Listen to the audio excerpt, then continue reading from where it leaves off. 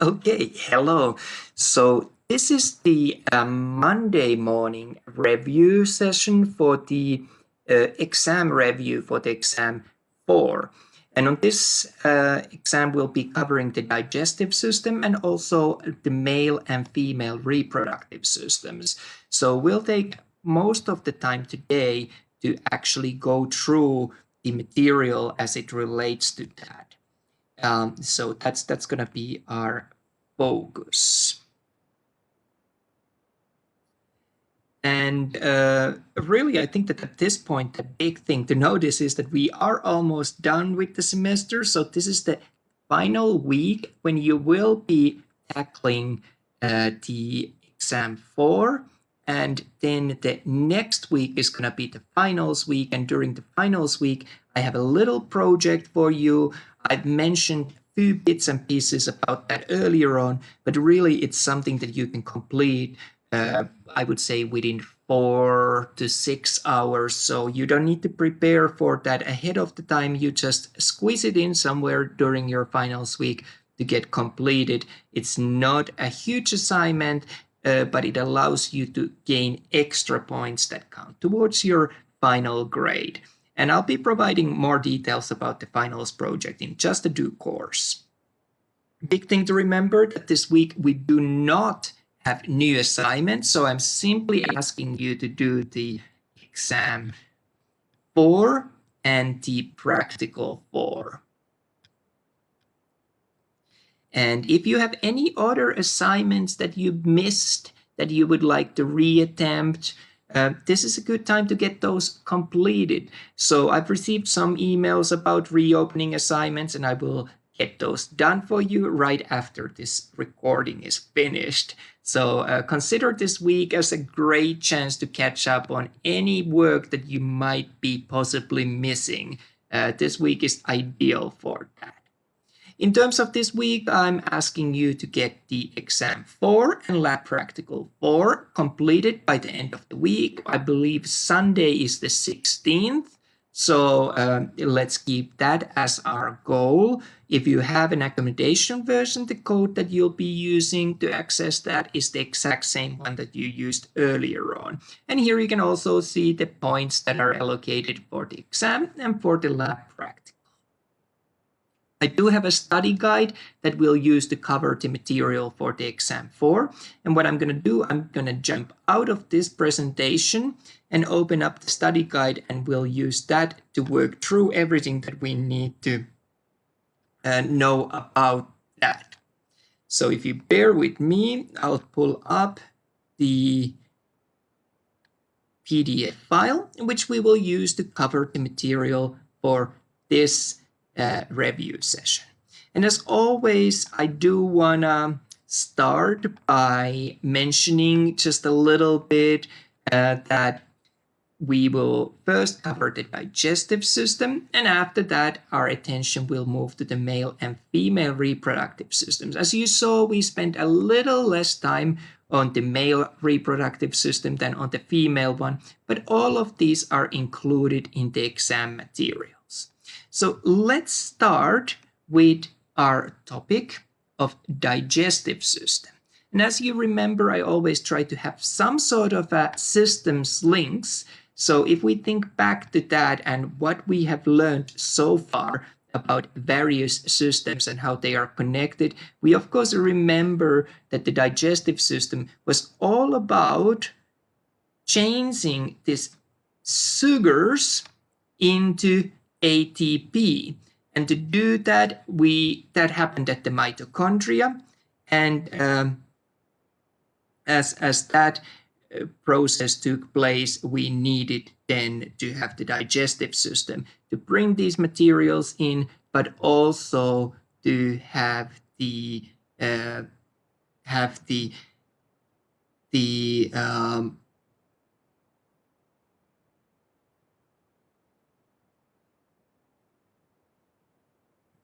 processes taking place that allow them to break into molecules that we can take in and then absorb within the body.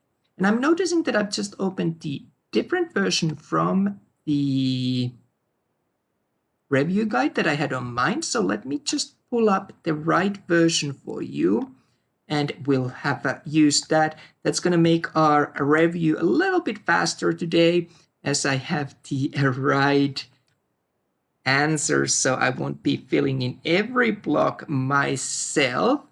So looking at the screen now, you should be seeing the right version. That seems much better, at least to me. So we'll be able to cover the material a little quicker. Like I said, we're going to be focusing on the digestive system to start with. So what we saw, the big thing that, like I already mentioned, with the digestive system was here that we had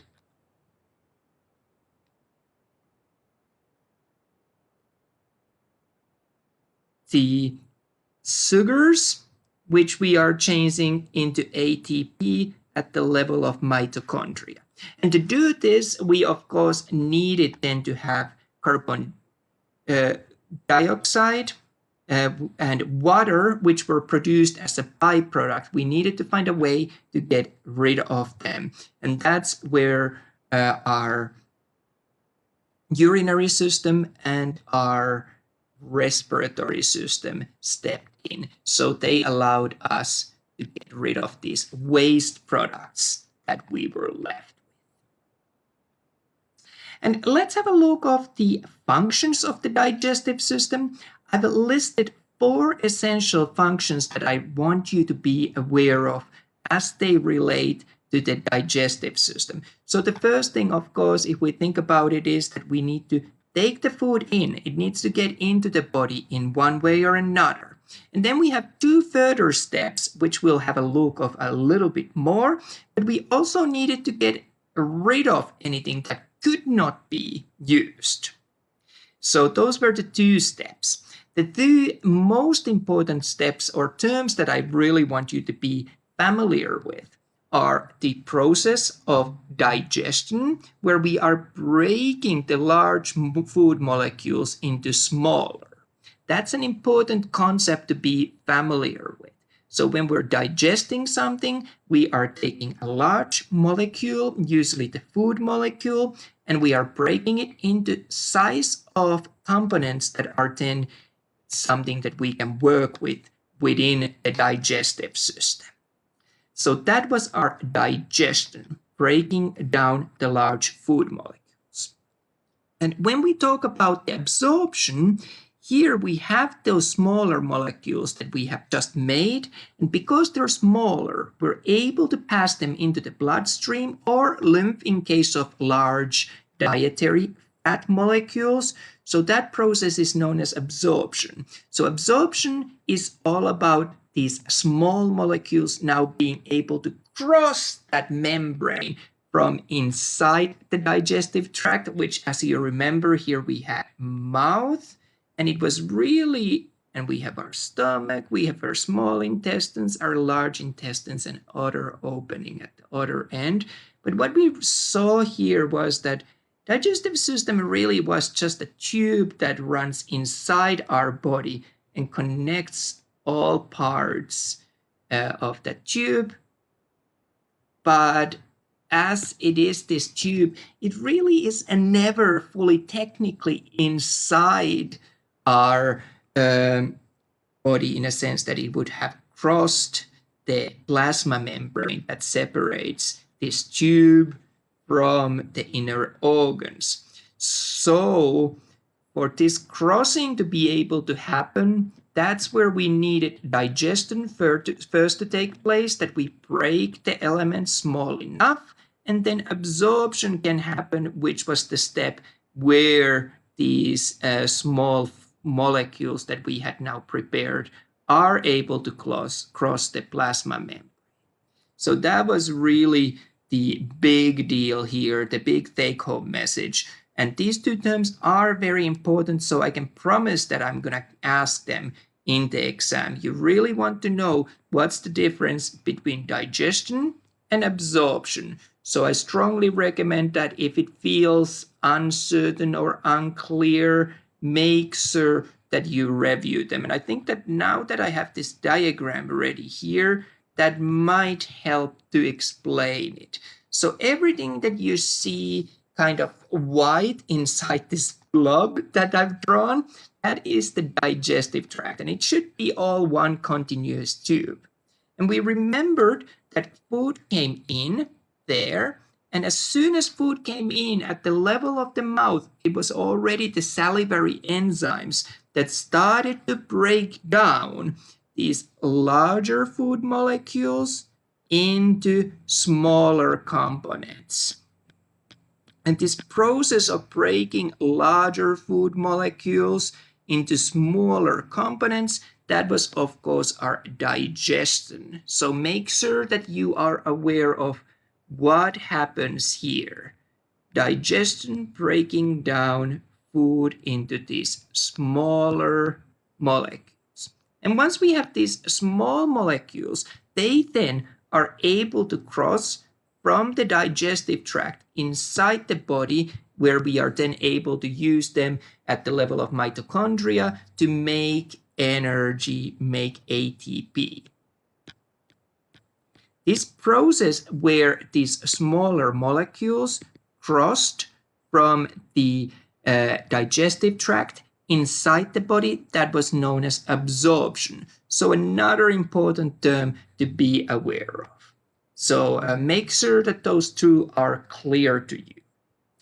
There were two types of movements that we discussed, and I wanted you to be familiar with, and these relate to a lot of the things that we have already talked about. So you remember the first type of movement that we saw was peristalsis, and what happens in peristalsis was that we had this wave-like movement where these muscle bands that surrounded the tube contracted one after another in a synchronized manner, and by doing that we're able to push the food along this tube.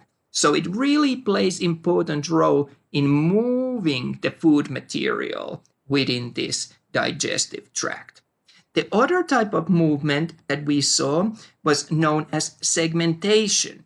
And if you think of segmentation, how that differs from peristalsis, is that here really the amount of movement that we were able to achieve was very, very small. Mainly stuff is moving back and forth within this tube because the contractions are all over the place. They're not in a synchronized manner. So really the point of segmentation is really breaking down stuff by physically constricting it, but also mixing this material by having these random contractions so the material within this tube gets squashed and moved around. So again, these two major types of movements, there's something that we've seen quite a bit in our previous discussions. So I would encourage you to know those both. And let's have a look of the digestive tract a little bit more. So like I said, this tube that we saw here, and I'm just gonna highlight the part of the tube that I'm talking about. And I'm going to mark that with blue color on this diagram. So you'll notice it started at the level of the mouth. We had our throat, esophagus, then we get what this is trying to be a stomach. Then we have our small intestines, our large intestines, eventually ending up to the rectum. And that was the opening of that tube. And the same path the other way around, carrying materials until we get to this other end. So this tube that we're seeing here on this diagram that I highlighted in the blue color, that's going to be our digestive tract. And what we saw with the digestive tract was that it is one continuous tube, but if we study the wall of that tube, it really has the same layers. And the proportions of these layers may vary. The thickness of the tube itself might vary. There might be sphincters, there might be larger areas, but pretty much always we find 4 layers that are present within this tube. And these layers are sometimes known as also as tunics. If you think what tunica means, tunica, if in terms of the piece of clothing that you might wear, is an additional layer. So we are finding layers here within the digestive tract. And I want to go through 4 important layers that we can see. And as we are starting to talk about those layers, notice that lumen is the middle of the tube.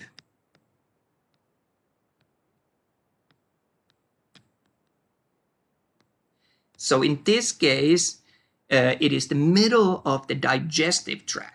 We also have a lumen for a blood vessel, for example. So in that case, it would be middle of the blood vessel. So it's just a term that we use, but that term helps us to kind of orientate ourselves on this journey of looking at different parts. So let's start working through these layers, so tunicas of digestive tract. From the very center of the tube, from the lumen, so the first layer of this wall that you're seeing here highlighted on this pinkish color, that's going to be our mucosal layer. It could be also called tunica mucosa. So what this mucosal layer has, what we'll notice there, that its roles are mainly to do with the fact that food material moves along this canal back and forth. If you think that this is the tube that we're looking at. So we need to protect the structures underneath this layer. So it serves as kind of this protective layer, lubricating layer, that helps the materials to move along.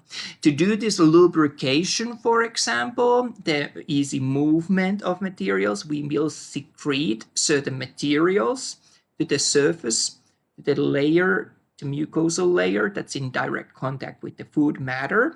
So there is secretion functions that are relevant to the mucosal layer.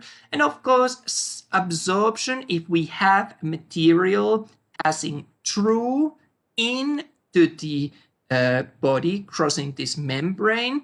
So of course, in this case, the mucosal layer needs to also be absorbing. So it must have absorbing qualities as well. So that was our first layer as we are working our way through from the middle of the tube and going then to the layers that are further away from the middle. Let's have a look of this next layer, which you'll see that I'm highlighting here on this diagram on this greenish color or green color. I don't think it's just greenish, it is green color. This layer is known, not surprisingly, in relation to the previous layer. So previous layer was mucosa, but this time it's going to be submucosa. So that literally means the layer below or beneath mucosa. And what we end up finding on this layer is that there's a lot of things that are located within there. I mentioned that there might be, for example, secretions that we get to the inside of the tube through mucosal layer.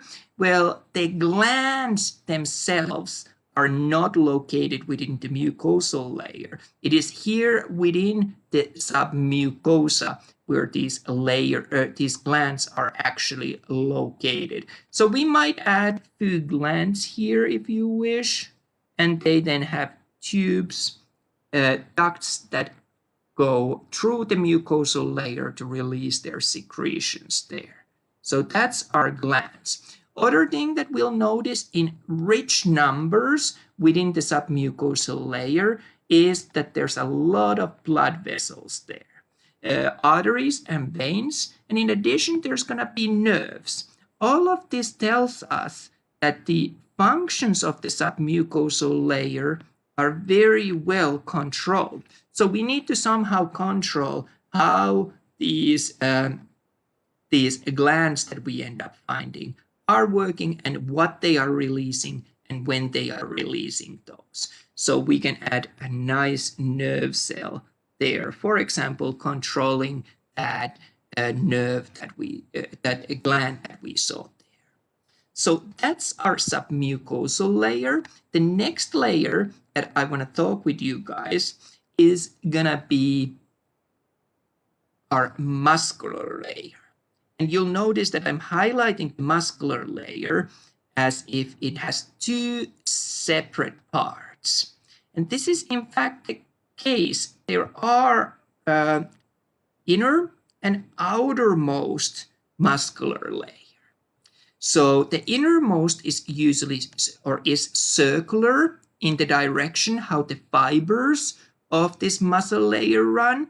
So these fibers of the muscular layer run around the tube, this tube that we saw here. And by running around this tube, what they're able to do, they're able to control the diameter of this tube.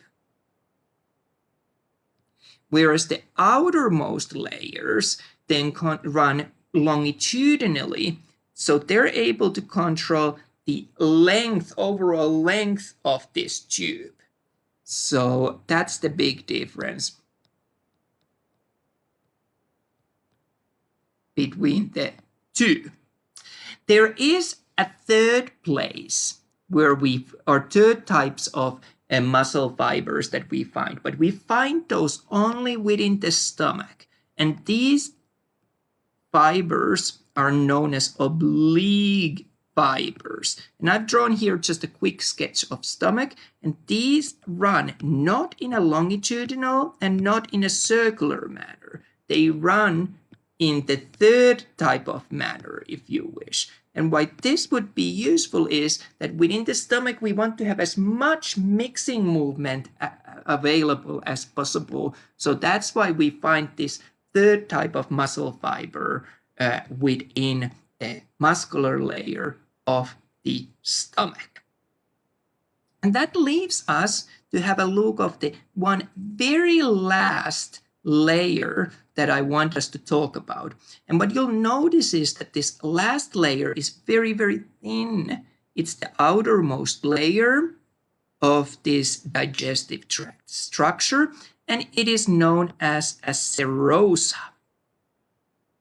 So what serosa does, it is made of largely of connective tissue, and it really connects structures. So it anchors this tube where it should be. So that's the functions of the serosal layer. And just to kind of tidy up my notes, I'm redrawing this arrow here so it's a little bit more obvious so we don't wonder what's going on in there. But that covers the 4 layers of the digestive tract, and I think that these are really handy to know, so I would strongly encourage you to revise those so you're able to tell what's the different layers and what are the unique characteristics for each of these layers. So there we go, the 4 layers of the digestive tract, tunicas of the digestive tract, as we should know. Another term that's useful to know that you might want to know is the term peritoneum. And we remember that peritoneum was a serous membrane layer that lined the abdominal cavity.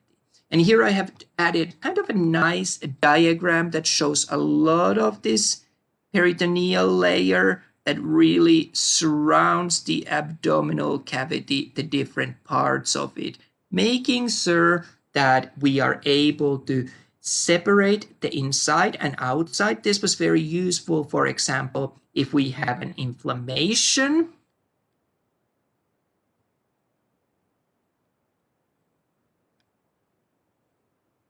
And because we have separated cavities, we're able to stop the inflammations from spreading from one area to another or from one cavity to another. So peritoneum does serve on that purpose. Another purpose that we'll notice that we use it in terms of the nomenclature, the names, we refer stuff in relation to the peritoneum.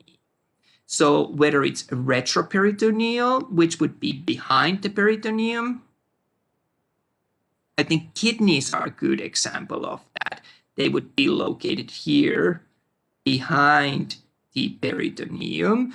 It can be intraperitoneal. So within the peritoneum, and there's many structures that we can see here within the peritoneum. And then we can have, for example, subperitoneal structures such as our urinary bladder and so on.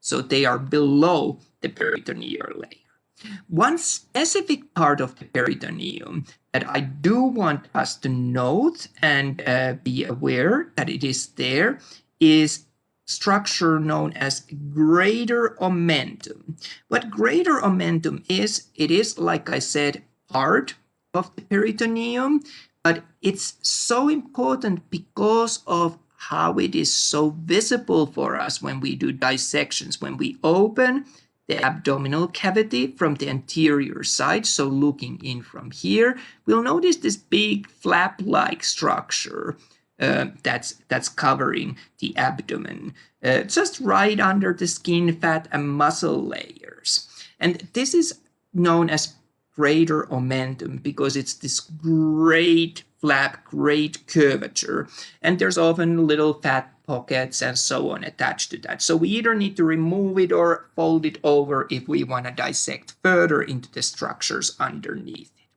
One thing that we noticed about the digestive system when we kind of reviewed the basic concepts was that it was the parasympathetic branch of the autonomic nervous system. So this branch that you sometimes hear being described as the rest and digest branch, which stimulated digestive system. So only when the parasympathetic system is active, the digestive system is active as well. When the sympathetic branch, which was all about survival, so fight or flight responses, when that was active, the digestive system would be depressed. We are not directing resources for digestive processes. So something to keep in mind on there. In terms of when we talk a little more about the digestive system and consider general concepts, we noticed that there was a lot of blood supply to the digestive tract, especially abdominal area. And this is so that we are able to pick up the energy, the nutrients that are then that we are collecting from the food that we've taken in. So blood carries all that.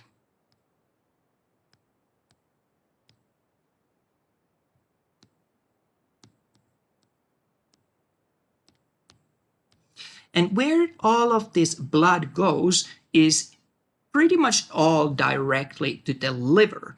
And this was important because our body was greedy and silly. It burns off any extra energy that we have available immediately. Think of a sugar high. When you get a high amount of sugar, you peak, you get all of energetic, and then it's gone.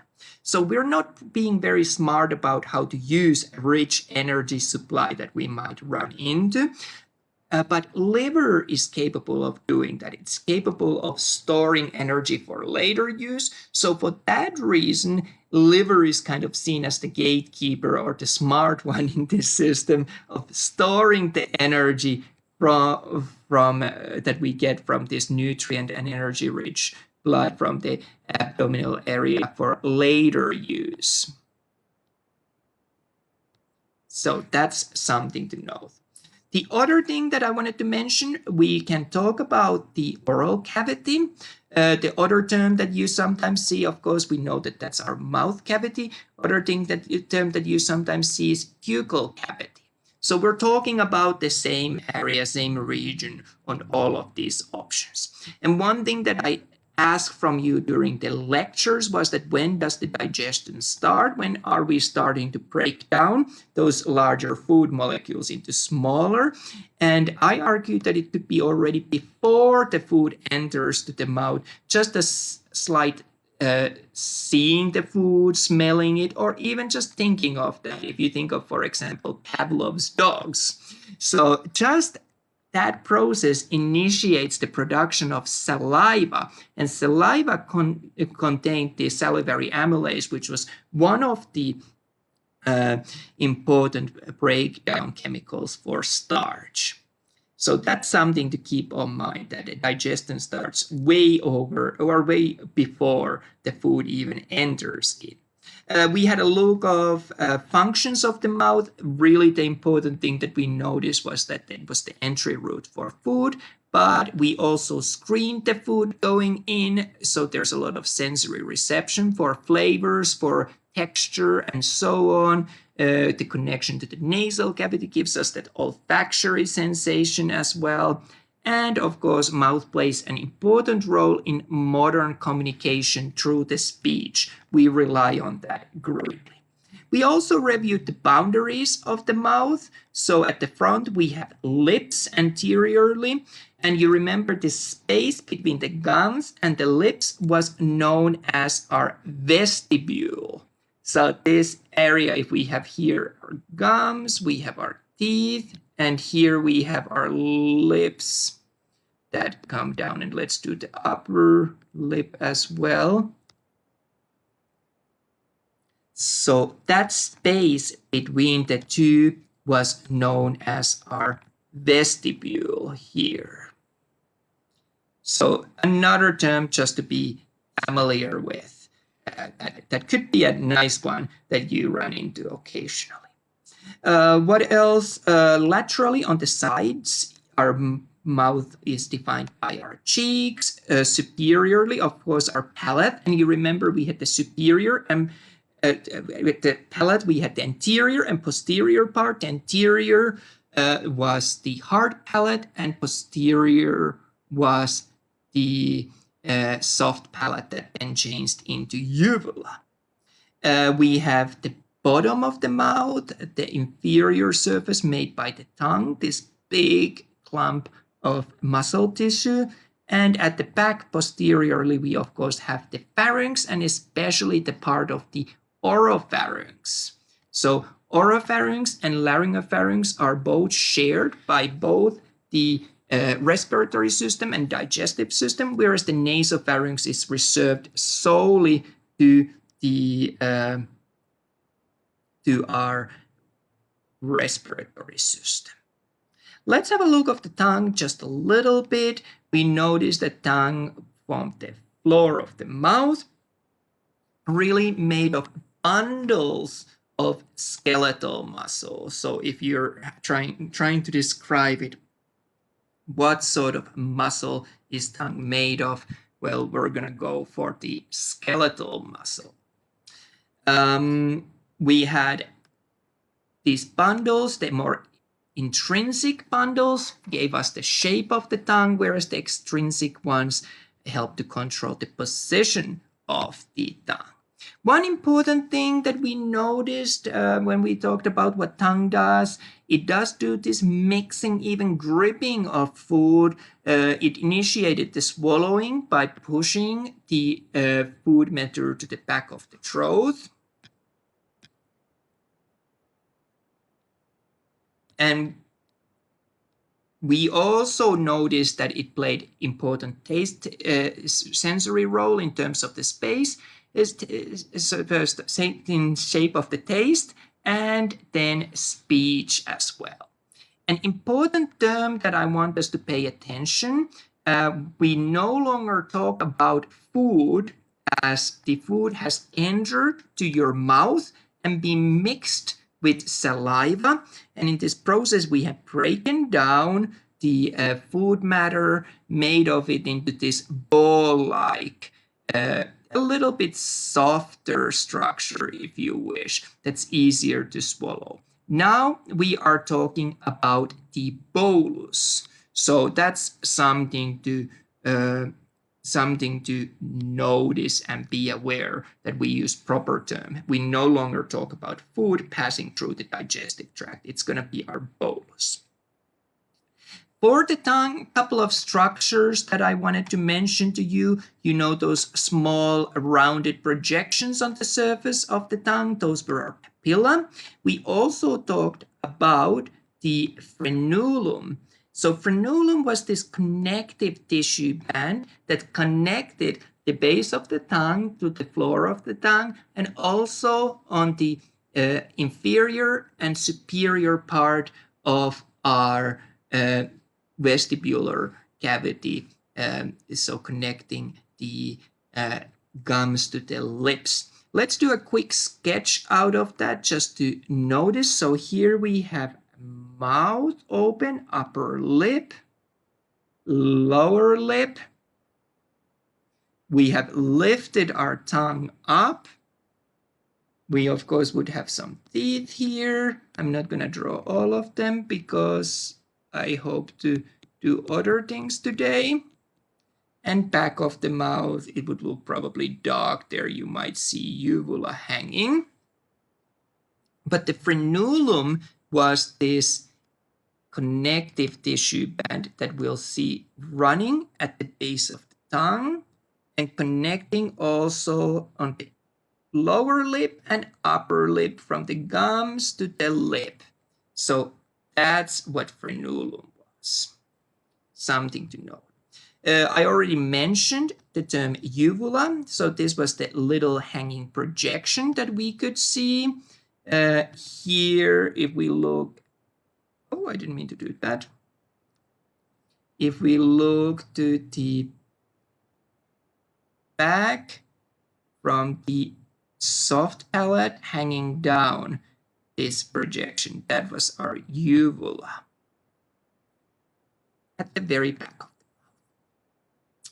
mouth. Okay, I talked about different salivary glands, and we were going to focus on the major extrinsic salivary glands. Those were the ones that I wanted to talk with you guys about.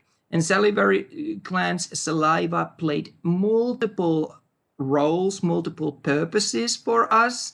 For example, cleaning the mouth, dissolving the food, breaking down food. Remember, we had our salivary amylase, and by breaking down food, that allows us to release the taste, also to moistening the food so it's easier to swallow, and breaking down then the starches. I already mentioned that. So many functions for the saliva. In a single day, quite a lot saliva is produced, about 1.5 liters, but we actually are able to recover that, so we are returning that back to our fluid content as we swallow that, and as it passes through the digestive tract and is recovered at the large intestines.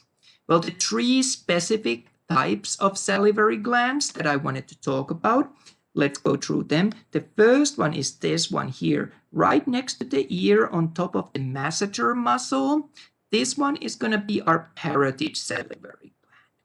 And parotid salivary gland has a duct that opens then next to the second molar on the upper jaw. And if we look at what kind of a secretion comes out of here, this is going to be serous secretion. So very watery.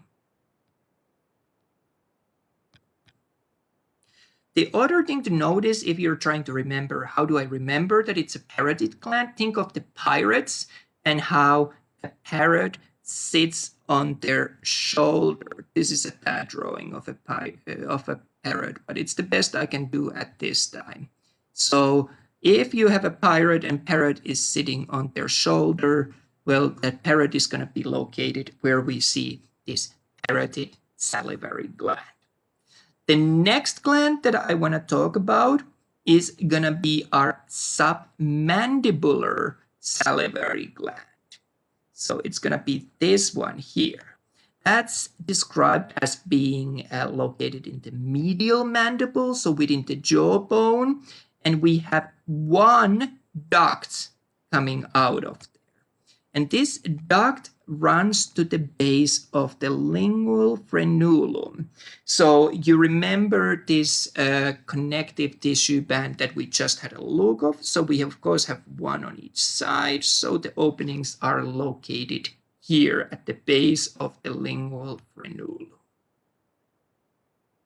The secretion from the submandibular salivary gland is a mixture of serous and mucose, so it's about 50-50 of each. And then that gives us a clue what to expect with the sublingual salivary gland. Let's have a look of that. So the sublingual one is this one that's located underneath the tongue, below the tongue. So what we notice with the sublingual salivary gland is that it has a bunch of ducts that all open then to the floor of the mouth. I'm not drawing them all here, but you'll notice it has way more ducts than the two other ones. And what we'll notice is that the secretion from here is thick, so it's mucus secretion. In comparison to the two other ones. So that's our salivary glands and the extrinsic major salivary glands that I want us to know. We talked a little bit about the teeth. I mentioned that that's something that I've spent a lot of time in my career looking into, and I was trying to play it carefully that I don't get too carried away. So if you were wanting to learn the teeth, the rule of fourths is a good way to learn them. Divide the oral cavity into 4 sections, 2 at the top, 2 at the bottom. So 2 at the left side, 2 at the right side, and learn just the one single quarter. We saw that we had incisors, which were these first ones most anteriorly. So 2 of those on each quadrant. They are these chisel-shaped teeth, so ideal for biting into things like apple and so on, to really hit in there. The next ones that we saw, we have 1 per quadrant, canines. They are sharp ones, and they're ideal for tearing meat and doing things like that. So those are canines, sometimes sanded down on celebrities who don't want to have those too prominent, but we all have those.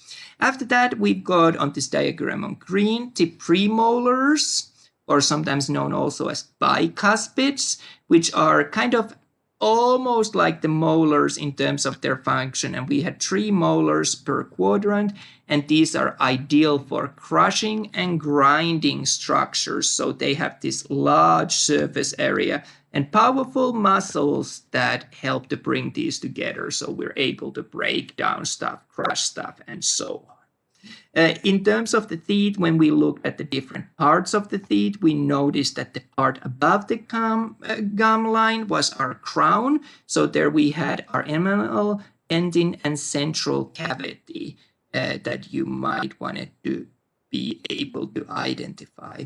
And then the part below the gum line in the jawbone, we had was our root, and we had our cementum and periodontal ligament. That both played role in securing the tooth to its socket.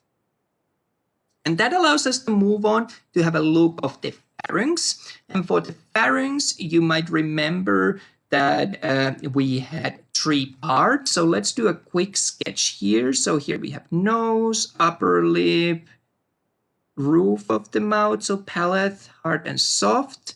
Let's add our nasal cavity here. And then we're going to add also our oral cavity. That's our tongue there. I drew it a little small, but we'll live with that. And separation into esophagus and trachea, which goes to the lungs. This one goes then to the stomach. So we could divide the pharynx into 3 parts, and let's do just that together. So the most superior part is going to be our nasopharynx. So behind the nasal cavity. And that really doesn't play much of a role for us when we discuss about the digestive tract. That's much more important when we consider the respiratory tract. So usually food shouldn't go, or liquids or anything that we consume through mouth shouldn't go to the nasal cavity. So that was our nasopharynx. The next one that's shared both by the respiratory system and our digestive system, that's going to be our oropharynx. So let's add that to our diagram here. So the part immediately behind the oral cavity, as we see here. And finally, the most inferior part of the pharynx, that's going to be our laryngopharynx. So right before we get into larynx, that part of the pharynx, and that we can add on this diagram here, as you see.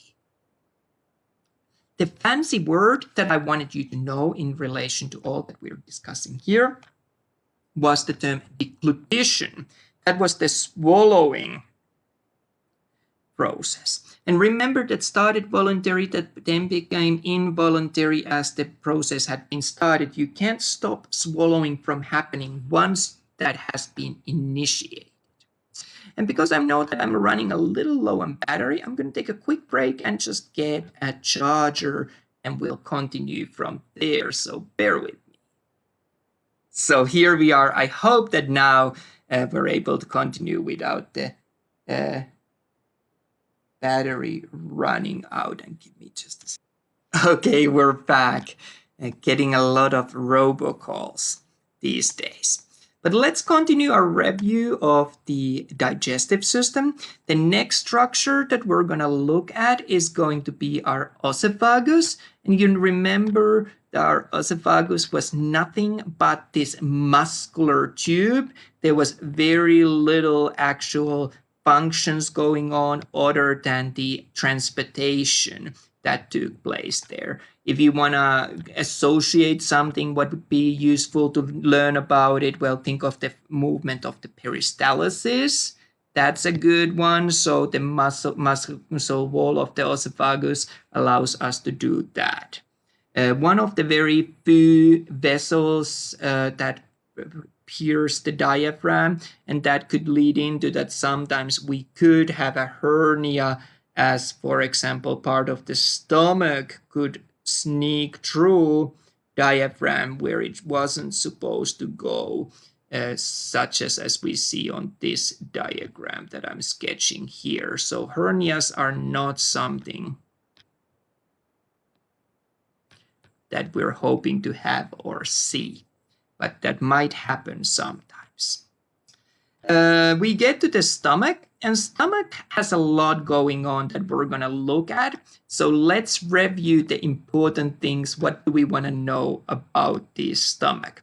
Stomach had a very little absorption or no absorption happening. Really what stomach does, it is a temporary storage pouch, but also that's where the chemical breakdown of material starts, but it is the acidity which makes this breakdown less efficient. And once the materials leave the stomach to the small intestines, that's where we saw that most of this breakdown then is able to move ahead quicker. Now, another term that I want you to be familiar with. At this point, we no longer talk about bolus. We start to talk about chyme. So once we mix the stomach acid with bolus, it becomes chyme. So that's the other term that we want to use. Stomach was able to shrink and expand significantly based on your needs, and this is thanks for these ridge-like folds that we find inside the stomach. These were known as rugae. And I had highlighted a few different parts of the stomach that I wanted us to know. So let's go through those together. And we're going to start with the different regions of the stomach. So the first one I'm going to highlight here is going to be the cardia. And you'll notice that cardia is this part where the esophagus joins the stomach. So this, I've highlighted it on green color on this diagram. The next part that's important for its own merit is going to be our fundus. And fundus is the most superior part, so the very top part of the stomach. And if you look, it's above where the esophagus joined the stomach. And for this reason, we end up noticing that it is often that gases build up here to the fundus. So that there might be air, there might be other gases in this area if you take a medical image, for example, that are worth noticing. The following part that I want to talk about, the majority of the stomach, is going to be our body.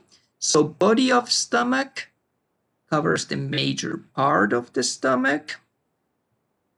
And the final part that I wanted you to know, and we didn't go into more detail about different parts within that part, but the final part that I want to discuss is the pylorus. So pylorus is this end part here that we see. And let's highlight the name for that as well. So the most distal part of the stomach. Couple of other things to notice. We have two sphincters that we end up finding here. So at the base of the esophagus, we have the lower esophageal sphincter. And what that does, that seals off the esophagus from the stomach, so we don't get stomach acids, other material climbing up and irritating the esophagus. That would be known as a heartburn if that happens.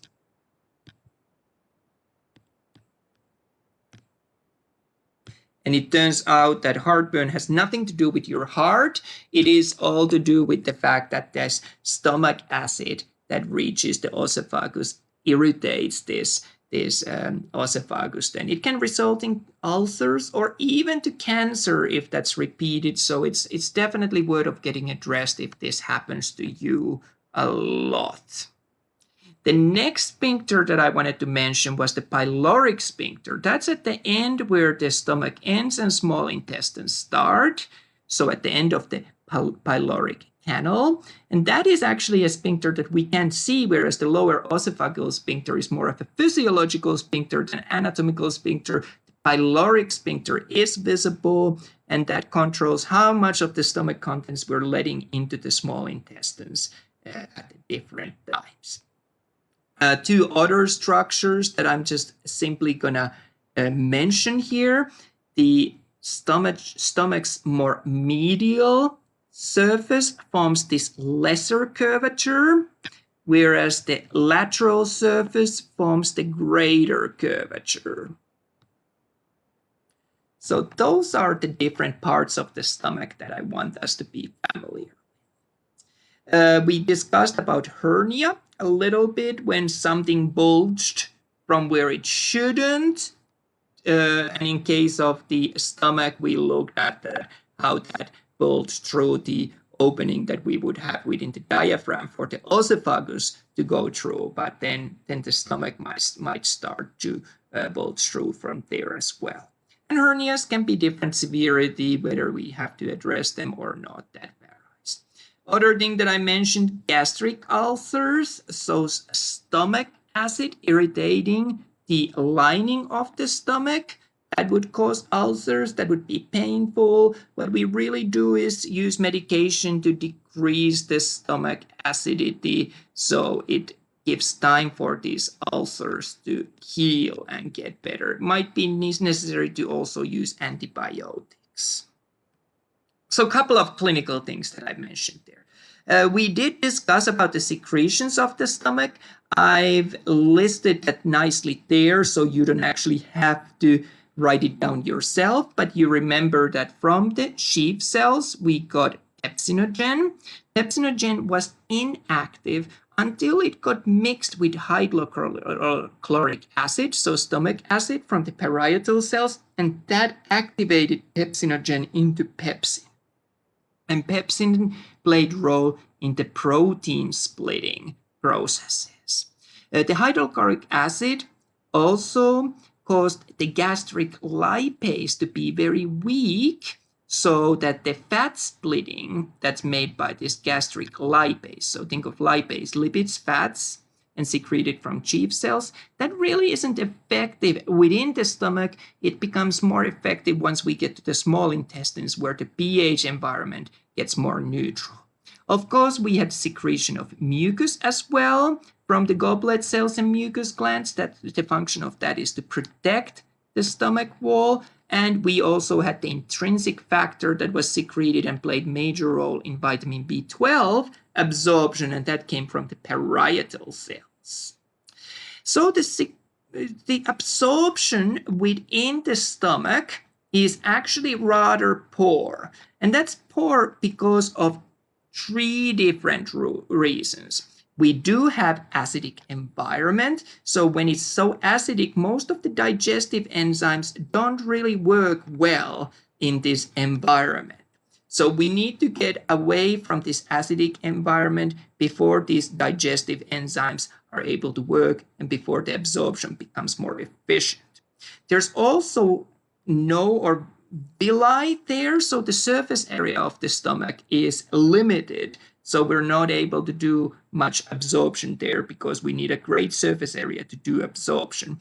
And of course, we remember the mucus layer that lines the stomach lining, that prevents then for materials from passing in there as well. So that plays a role why absorption is not that efficient within the stomach.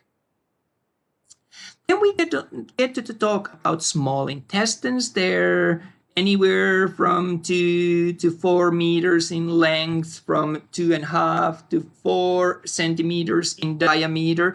And this is really the business end. This is where the absorption happens. So the most of the absorption in the digestive tract takes place within the small intestines. So if something you want to remember about it, that's what you want to remember. This is the site of absorption. And this is because there's a large surface area. So this is a long tube. And also there's a lot of folds, villi, and microvilli on the surface, which makes the surface area even greater. And few different parts of the small intestines. Of course, this all started at the pyloric sphincter, the sphincter that separated the stomach from small intestines. The first section is known as duodenum. So duodenum is about 25 centimeters in length, curved around the pancreas. The next section, about 2.5 meters in length, is going to be jejunum. And that changes into ileum, which covers the remaining 3.5 meters or so. And all this ended at ileocecal valve, which we can speak more about in just a moment. But remember these three parts: duodenum, jejunum, and ileum for the small intestines. One way to remember them that I think I told you was to think of the mnemonic of DJ-IL. So hopefully that will help you to remember these. Secretions from the small intestines, there were many: mucus, peptidase, sucrase, maltase, lactase, lipase, and I've listed them there for you to have a look if you're interested. Moving onwards, we're getting to have a look of the large intestines. Why are large intestines then important? That was not for the absorption as such, but this is the main site of water reuptake. So we recover the water at the large intestines. And this is really where the chyme gets dried up and becomes feces. So when we're removing most of the water from chyme, this liquidy secretion that started at the stomach, it becomes feces, this drier substance, because the water is recovered at the large intestines. Parts of the large intestines, if we remember my quick diagram that I had before, so here is our small intestines from the stomach. The large intestines then form almost like a frame around these. And let's start with the first part. So here we have cecum, and from the cecum, we've got this little thing hanging off, and this is our appendix. The role of appendix has been debated a little bit. Is it an evolutionary remain? That seems to be the most commonly accepted theory, that for storing bacteria when we still ate more plant-based diet. And the next part that I really do want us to pay attention to of the large intestines is going to be our colon. So our colon covers actually 4 different parts that we should talk about. And let's start with ascending colon. That runs on the right side of the abdominal cavity, going from bottom to up. That's our ascending colon. Then crossing from the right side to the left side on the superior part of the abdominal cavity is going to be our transverse colon. So it goes across as such. Then we have descending colon running downwards on our left side of the abdominal cavity. And finally, we have sigmoid colon, which is the last, most distal part of the colon. You can think of it as looking a little bit like an S-shaped structure, if you wish, at the very end. And that takes us then to the rectum, of course. So hopefully the review of those helps you to remember the important parts that make up our large intestines. So those would be something to revise, to feel familiar with, and I think that that would serve you well in an exam. And in general, these are important parts, and it's important to know more than just saying that, oh, it's colon. It's important to know what part of the colon we're talking about. So hopefully that helped you to kind of get your head wrapped around with what's important there. Okay, and now we're ready to move on our discussion to look at the last section of the digestive tract, which is the 3 important accessory organs. And I'm going to start this discussion by looking at the accessory organ of which is our liver. And our liver is really the largest gland that we find in the body, and there's a lot of different parts that I'm probably expecting you to revise in preparation for your practical. If you think of all of the functions of the liver, there's a lot. I think I told you that I once started listing them and got to 100 and gave up. So everything from detoxification to filtering blood and so on. But what I want us to notice for our purposes, what's the most important when we talk about the digestive system, is that liver produces bile. So remember that it is the liver that makes the bile. And this bile is going to be really important for breaking down fats, for example. And the bile travels from the liver to our gallbladder, which I'm hoping to highlight here, this structure underneath the liver. And that is where the the bile gets stored for when it's needed, but it also gets concentrated. So bile becomes more concentrated as well in this area. Thing to notice about this structure is that sometimes we can have gallstones. Well, gallstones are a result of cholesterol escaping from the bile, forming stones within the gallbladder. And the final structure that I wanted to talk with you is going to be our pancreas. So what is pancreas?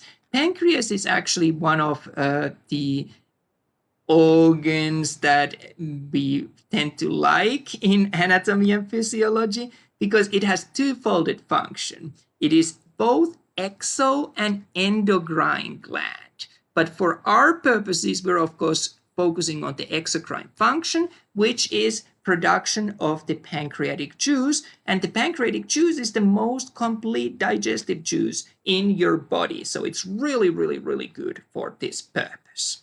And the final thing that I've added here was this discussion that I highlighted to you, that where do you use what term. So I just really want you to be familiar with this. Food is what we eat when it gets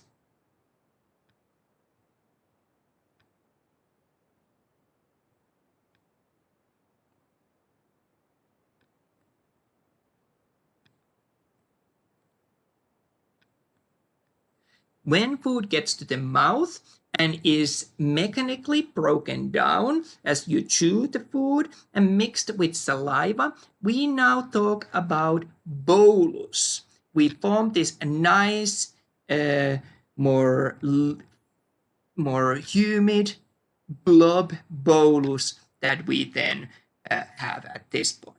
We keep talking about bolus until we get to stomach.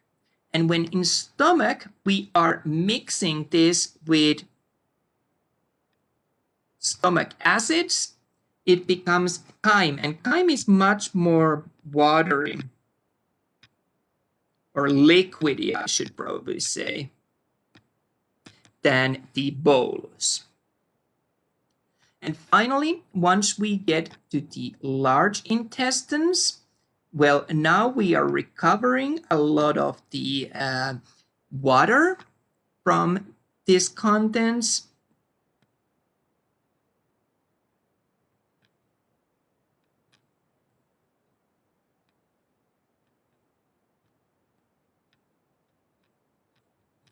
And we end up with feces. That's the term for these drier products that cannot be digested, cannot be used by the digestive system. So we eliminate the feces at the end of the large intestines. So these are about those terms. Let's have a look what we could know about the reproductive systems then. And we're going to start with the male reproductive system. And a couple of general concepts before we jump into there, just to kind of bring us all to the same place and put us all to the map of what's important when we talk about the reproductive terminology. When we talk about gonads, we're talking about the primary sex organs. And there's one primary sex organ for males and one for females, or there's two of those, but one term that I want to talk about. For males, we're going to talk about the testes, and for females, about the ovaries. And both of these have two functions: production of the sex cell, and sex cells were known as gametes. So in case of the male, it's going to be the sperm, or spermatozoa is the term that we talk about. And in case of the female, it's going to be the egg cell, which is often known as ova or oocyte in proper terminology in our field. And in addition, we produce sex hormones. So for the males, androgens such as testosterone are important, whereas in females, it's the estrogen and progesterone that we're interested in. And everything else is then accessory sex organs in these systems that we'll see. Let's jump to the male reproductive tract, and we drew this together So I'm kind of going to go through it quicker. I think that we should be fairly familiar with this. And I'm going to start with the male gonad, which is, of course, the testis. So the function of the testis was the production of the sex cells, in this case, the sperm, but also production of the sex hormones. On top of the testis, we have this extension part. It's a coiled up tube, really, if you look at it. This is our epididymis. This is where the sperm goes to get stored and also mature until it is needed. And when sperm is needed, it leaves from here through vas deferens or ductus deferens or ductus deferentia. So many different names for that. And that is this tube that runs up and around the urinary bladder until we get to the behind that, the posterior side of the urinary bladder.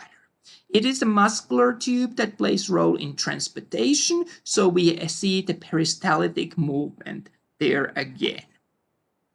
The next structure is really just an extension of the vas deferens. That's known as our ampulla. So continues with it, just grows bigger at this site. When we talk about the ejaculatory duct, we're talking about, and I'm just trying to find a color that would work well here. Let's use this color. We're talking about these ducts within the reproductive system that are dedicated solely for the reproductive purposes. So here we're not mixing yet urine into this. So this is going to be our ejaculatory duct. We also end up finding our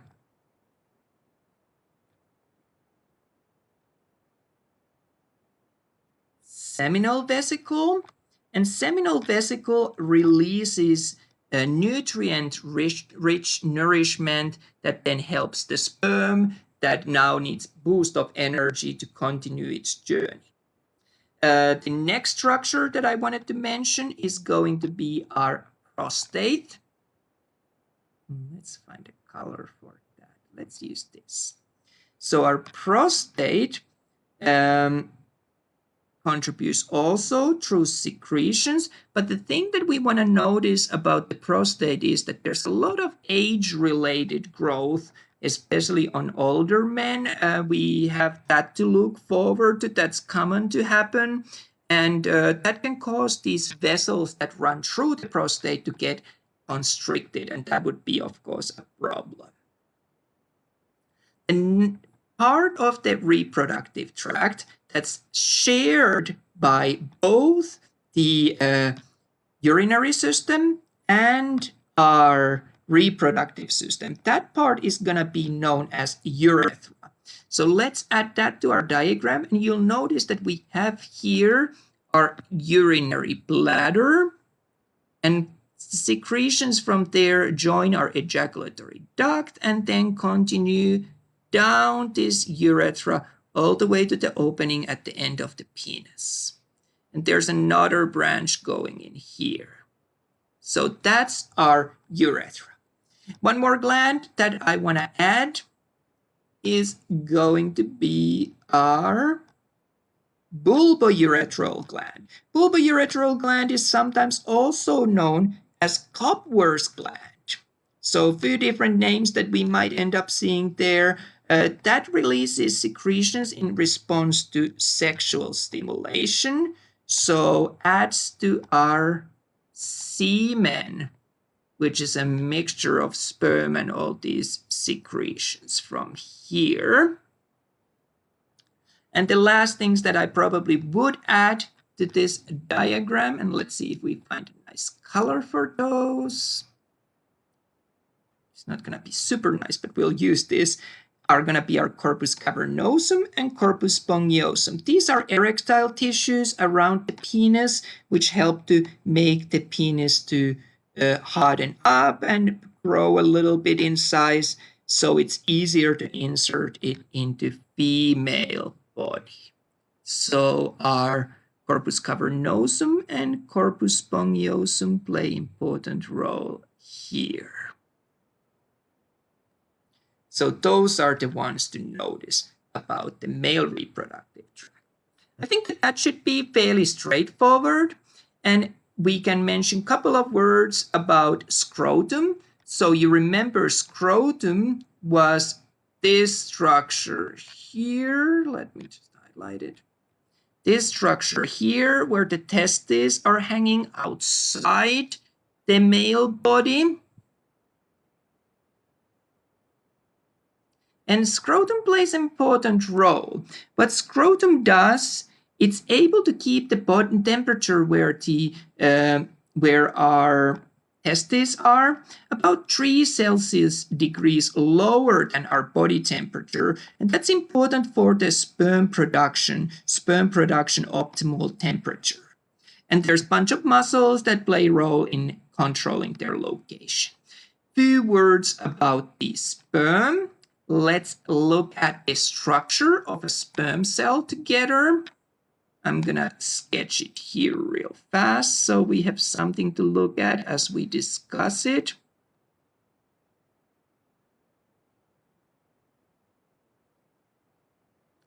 So sperm is made of 3 vital components or parts that I want us to focus.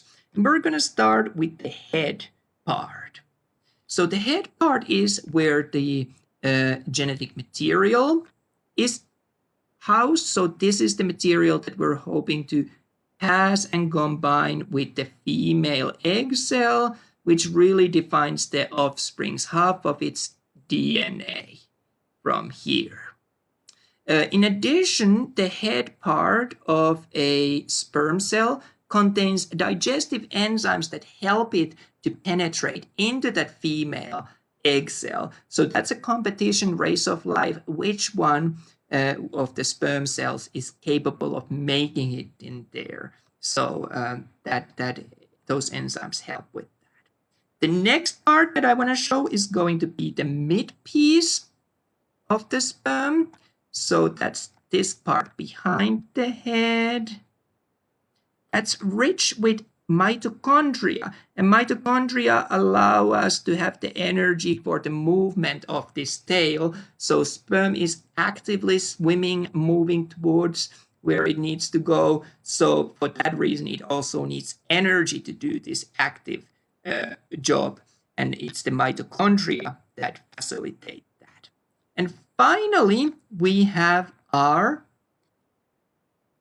tail, which is the end piece and runs here. And tail really plays major role in the locomotion of the sperm cells, so helping sperm to move along as it does its job. I've mentioned the hypothalamic pituitary gonadal axis in terms of the hormones that are relevant here. I'm not going to go through that again in interest of time, but if you are uncertain about that, you can review it from the lecture videos or even in the revision video for our last chapter. I think I cover it. And one thing that we noticed that the amount of testosterone that peaked in 2 parts of our life cycle, right at the early life and then right when we get to our puberty. Later on in life, it does drop, and this is what some call male menopause. Some males might resort to taking testosterone supplement. We'll notice that the sperm production peaks then after the puberty starts and remains quite high late to the life. So even older men are capable of having children, unlike women who menopause then steps in there to limit that. So just something to note. And that's all I wanted to say about male reproductive tract. And what we've got left to discuss is going to be the female reproductive tract, and a couple of things that I want to mention regarding that. But we're going to start by going through the same way as we did with the male reproductive tract, the main parts that we need to know.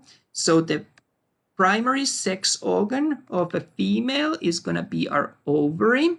And thing to notice here is that ovary does both the egg cells, but also production of the sex hormones. So two important functions there. The next structure that I want to discuss about is going to be called our fimbriae. And fimbriae is really the first part of the uterine tube, the fallopian tube. If you wish to describe them somehow, they're these finger-like projections at the beginning of this tract that come out here. So that might help you to identify and think of them if you think of them as these wiggly things at the very end. The funnel-like part that kind of directs the egg cell then to the uterine or fallopian tube, that is known as infundibulum. So it forms a little bit like, and I'm going to use a pen for that as well.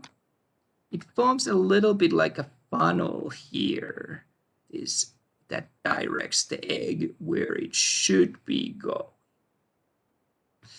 Then we get to the uterine tube or fallopian tube, whichever term you prefer to use for that. Both are used interchangeably, so you can pick just which one to you seems more natural or easier to use. And from the uterine tube, there's a few different parts that I want to highlight. And let's start with our ampulla.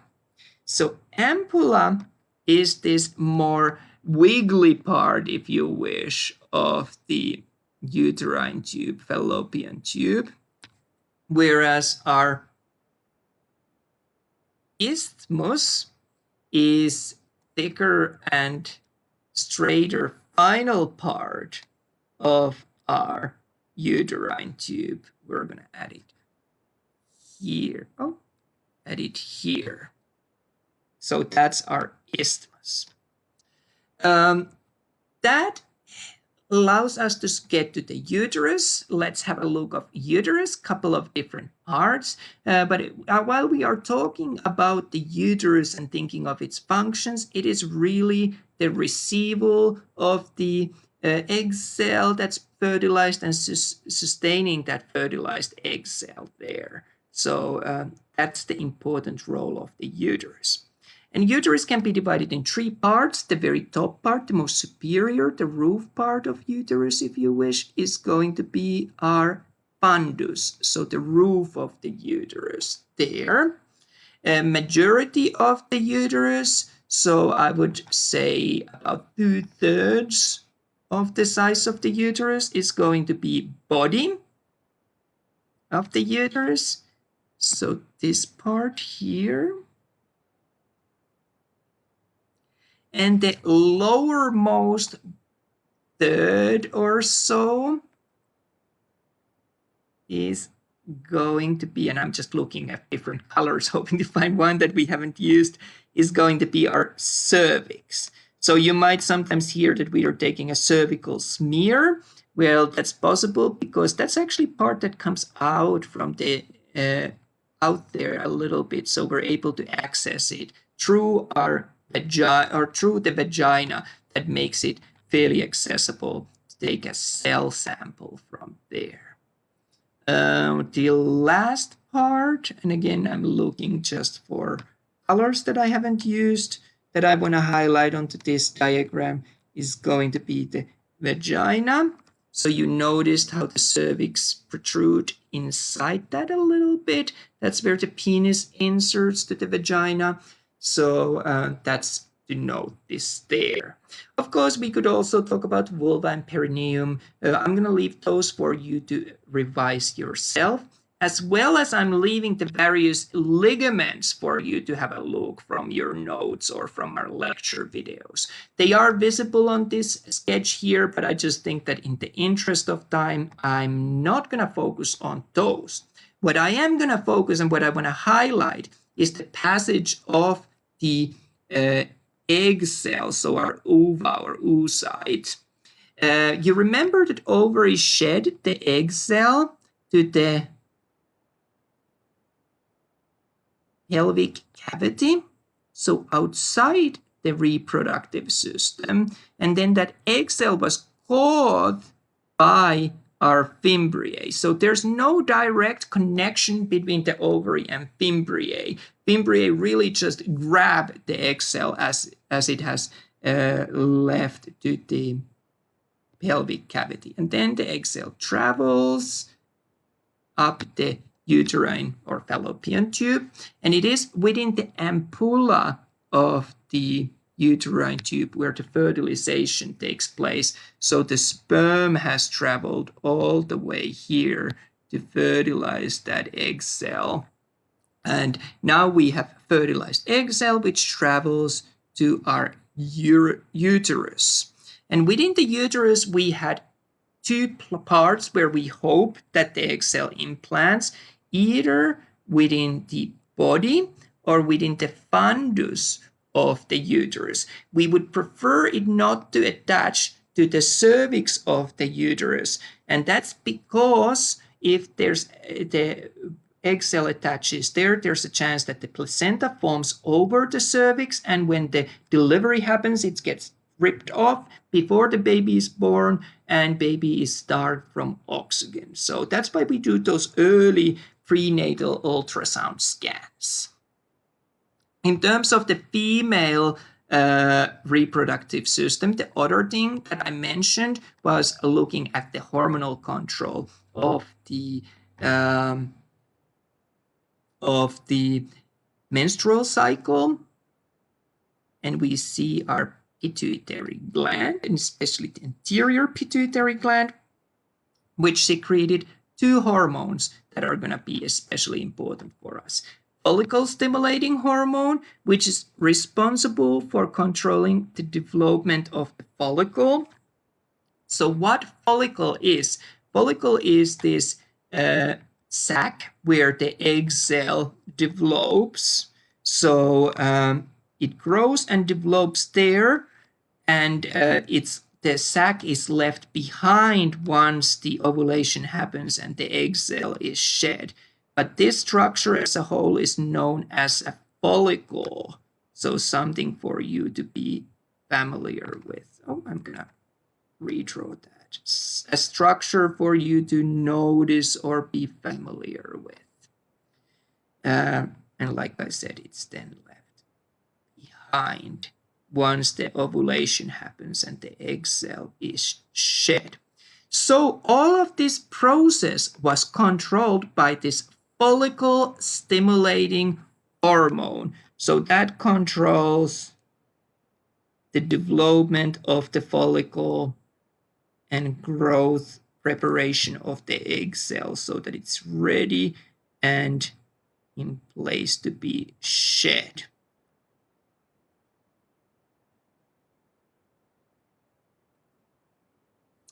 Well, the other hormone that related to our anterior pituitary was going to be is our luteinizing hormone. And I wanted to talk about that. Luteinizing hormone is responsible for ovulation. So you'll notice once there's a surge of luteinizing hormone, that triggers the ovulation to happen.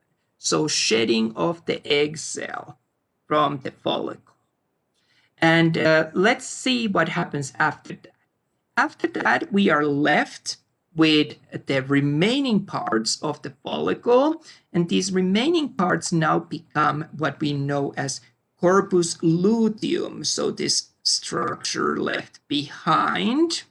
And corpus luteum is actually important for us because what it does, it starts to secrete a couple of hormones that play a special role for us.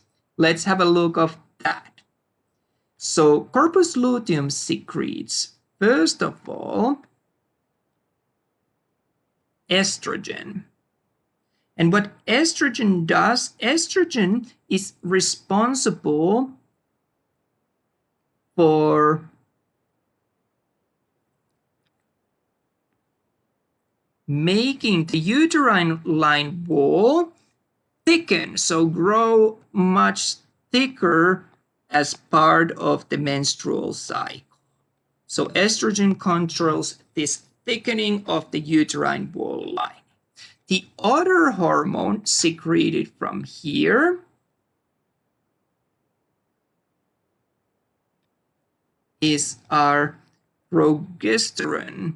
And what that does is that actually controls for the uterine wall lining to become glandular and vascular. So this glandular and vascular nature of the uterine wall lining is important because this is what makes it ideal for the egg cell that's fertilized to implant to and start developing. So we would see then formation of placenta and so on. So that's an important hormone to prepare our uterine wall lining for that.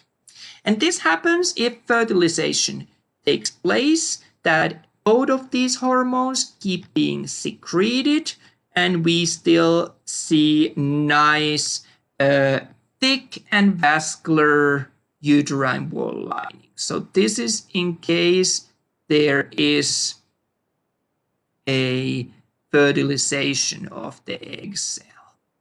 If there is no fertilization of the egg cell, what happens is that corpus luteum dies. As corpus luteum dies, the secretion of estrogen and progesterone stops, and as a result, we get the menstrual bleeding as the thick wall that we prepared, and which is vascular as well and glandular, that gets shed. So that would be the result of no fertilization. And a couple of words that I'm going to wrap up this review of the female system with are menses, which refers to the first menstrual bleeding, which refers to the menstrual bleeding in general, menarche, which is the first menstrual bleeding, and menopause, which is when the menstrual cycle stops and there's been one complete year when we haven't had the menstrual bleeding taking place. I also want to mention about the mammary glands. So of course we end up finding that both males and females have mammary glands, but they are functional only in females, and their function is the production of the milk. That's why we have the mammary glands. And the milk's function is to nourish the newborn child after the pregnancy is over. This is really technically just a modified sweat gland. And on that note, I think that covers everything that I wanted to say about this review. We're going to jump back to another presentation.